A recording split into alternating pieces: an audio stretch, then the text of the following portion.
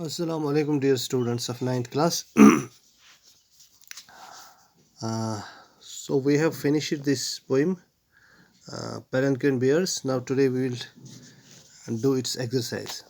So the question number one is, what are the feelings of a palanquin of the palanquin bearers as they carry the princess inside the palanquin? उनकी यानी हमसे पूछ रहा है कि जो palanquin bearers है, ये डोली ले जाने वाले होते हैं, पालकी ले जाने वाले होते हैं, उनकी फीलिंग्स क्या होती हैं जब वो इस दुल्हन को ले जा रहे होते हैं, तो उनकी फीलिंग्स क्या होती है। तो हम कह सकते हैं कि उनकी वो बड़े खुश होते हैं, उन दुल्हन को ले जाते हुए वो बड़े ही खुश होते हैं। तो वो उसको बड़े केयर से ले जा रहे हैं, वो उसको एक फ्लावर के साथ तशबीह देते हैं, एक बर्ड के साथ, एक लॉफ्टर के साथ, एक स्टार के साथ, एक बीम के, यानी वो उसको बहुत ही नाजुक समझते हैं और उसको ले जाते हुए वो गाते हैं और खुशी महसूस करते हैं। तो इसका जवाब हम लिख सकते हैं, the feelings of A palanquin bearer reveals of the palanquin bearers reveal their pleasure. For them, the princess is something very light, delicate, and tender.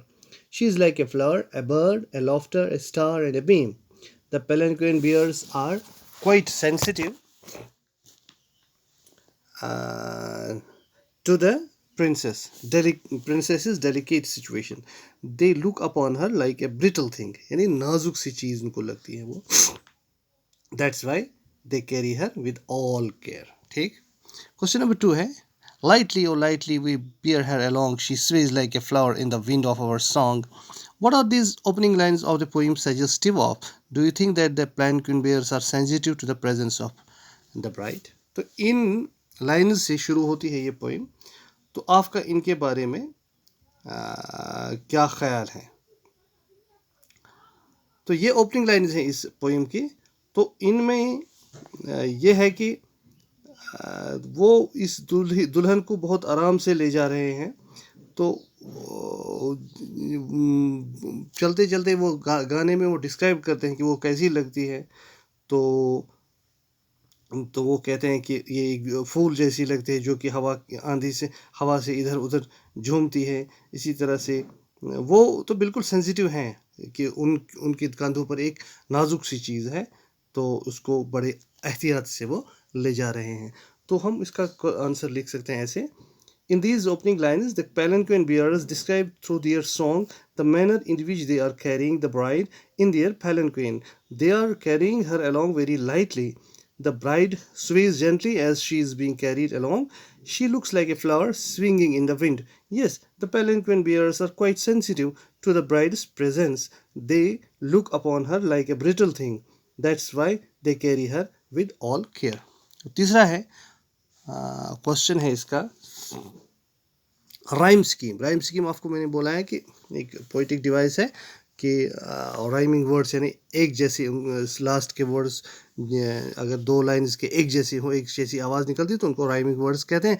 तो इस पोइम की राइम स्कीम क्या है, यानी कौन कौन सी लाइनें आपस में मिलती हैं. और दूसरा पार्ट है इसका, pick out the pairs of rhyming words in the poem, और वो भी हम देखेंगे कौन कौन सा वर्ड राइमिंग वर्ड कौन कौन सा है इसमें.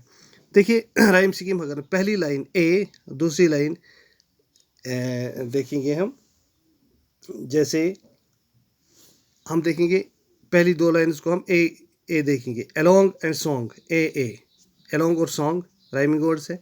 बी अगर देखेंगे दूसरा कपलेट स्ट्रीम एंड ड्रीम, तो बी. सी कपलेट वाली, सी वाली कपलेट होती है दो लाइन्स, सिंग एंड स्ट्रिंग, यानी दे राइमिंग वर्ड्स है. तो हम कह सकते हैं इस पोइम की राइम स्कीम है ए के साथ, बी के साथ, सी के साथ. तो इसकी राइम स्कीम है ए बी सी. और राइमिंग वर्ड्स है along song, stream dream, sing string, along song, फिर tide bride, string sing string है. ये इसके राइमिंग वर्ड्स है और इसकी राइम स्कीम मैंने आपको बता दी. अब इसमें है learning about the literary devices. देखिए, in line 4 the poet says she floats like a laugh from the lips of a dream, and in line 10 she writes she falls like a tear from the eyes of a bride. Do you think that the poet has deliberately used the device of contrast? Why has she done that? Yes, पहली एक line में she falls she floats like a laugh from the life of a lips of a dream, और दूसरे में she falls like a tear from the, तो ये contrasting है, यानी पहली में खुशी का इजहार है, इसमें दूसरी में she falls like a tear, इसमें मायूसी और यानी सौरों का इजहार है। तो हाँ, इसने बहुत अच्छी तरह से यूज़ कंट्रास्ट किया है, क्योंकि दुल्हन के दिमाग में इस वक्त दिल में दो तरह की फीलिंग्स होती हैं। एक ये कि she is going to start a new life, a romantic life with her husband, और एक नई ज़िंदगी का आगाज़। दूसरी तरफ से वो separation from her family, from her parents, from her brother sisters, तो उसमें तो उसको दुख होगा, तो इसने डेलिबरेटली ये यूज़ किया है। और दूसरा है similes is a figure of speech use to compare. हाँ, सिमिली मैंने आपको कहा है, मेटाफर और सिमिली, सिमिली होती है जहाँ हम एक चीज़ को दूसरी चीज़ के साथ कंपेयर करते हैं, तो मेटाफर होते हैं कि जैसे हम बिल्कुल किसी चीज़ को किसी और यानी चीज़ का नाम देते हैं, तो उसमें हम लाइक या एज यूज़ नहीं करते हैं, तो इनमें हम एज और एंड लाइक्स का यूज़ करते हैं। तो देखिए इसमें कितने ये हैं,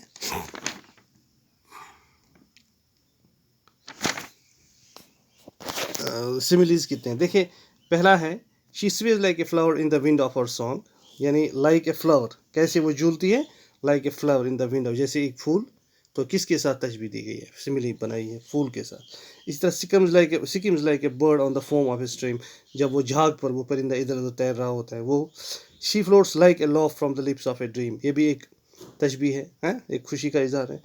beer her along like a pearl on a string, ये भी जैसे जो मोती उस धागे में होता है।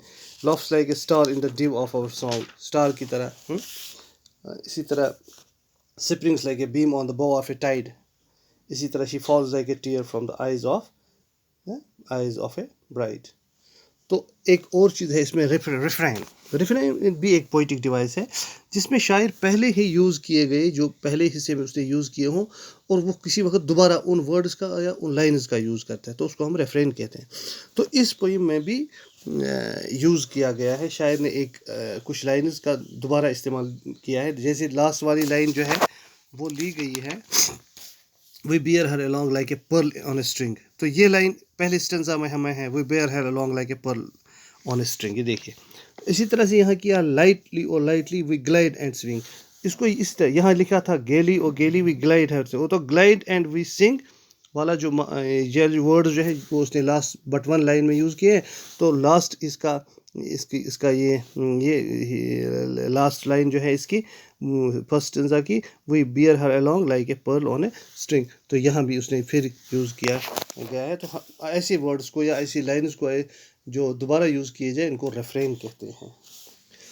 तो हो गया ये। उसके बाद